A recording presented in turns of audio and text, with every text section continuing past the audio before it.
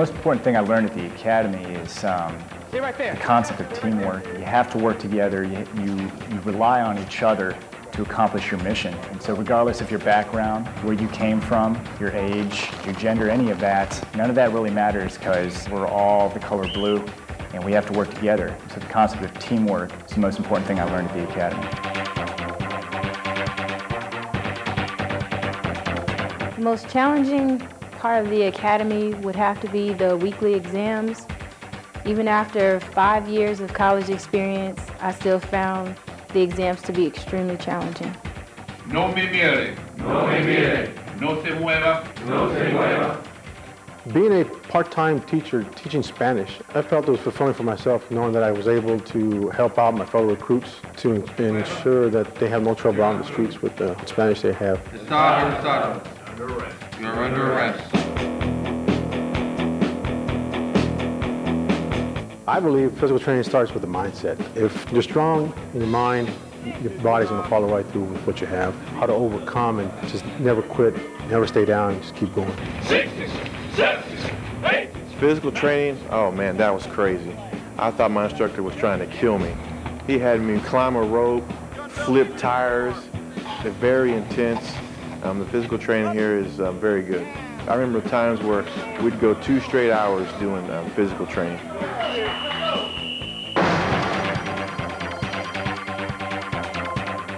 Defensive tactics. It taught us how to survive. It taught us to understand that out on the streets, sometimes it's good versus evil. And with officer survival, you're a mindset. It's about who you are emotionally, and that ties into who you are physically. Coming home at the end of the day is a lot about how you think, not just about what you do. I think the most challenging thing was definitely fighting Red Man, 30-second war. Those guys are huge.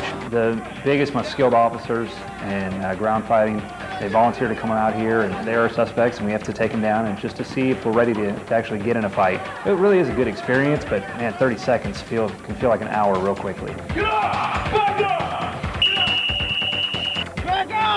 Mobile Field Force was actually a lot of fun. It was hot with all that gear on, but it made you more aware of your surroundings, especially where you were along the ranks, of maintaining formation. As a squad leader for Mobile Field Force, you really had to maintain control of your troops. Slow down! Everybody slow down! Otherwise, you get all screwed up. Ready? Go! At the range, they taught me a lot about the shooting and the mental mindset of actually shooting and applying that on a more consistent basis. I've shot all over the world and I've had instructors from all over the world, and they are the best instructors I've ever had, and that's God's honest truth. God! The instructors were really good at slowing things down, bringing it down to our level, and took me, who's a novice shooter, all the way up to somebody who's consistently qualifying in the high 90s. And if they can do that with me in a week, I'd be impressed to see what they can do with anybody else in a longer period of time. God!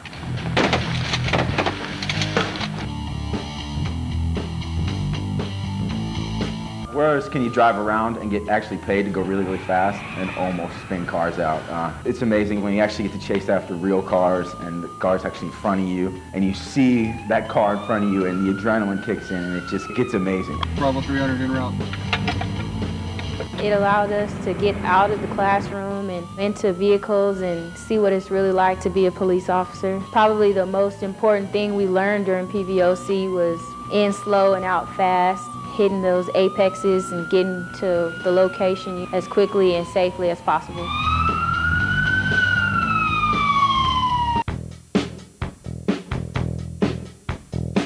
Reality-based training, it helps you realize that you could be shot. And if you get shot in reality-based training, you know this is where I messed up. I know I need to change something for whenever I do get out in the field so you don't make that mistake. And you can think about how you can get better. That is why we do this. That is reality-based training.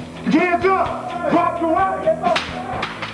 In one of the scenarios, you get called out to a disturbance at a hotel. You walk down the hallway. I remember peeking around the corner and there's a guy with an assault rifle. And we jumped back, we gave orders. The guy didn't want to come out. So in the scenario, we did what we were trained to do, which is called SWAT for a barricaded suspect.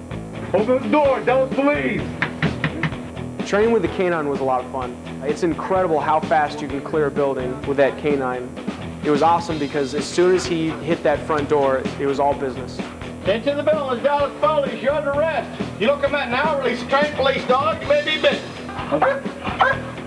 And the dog went straight to the suspects, first try.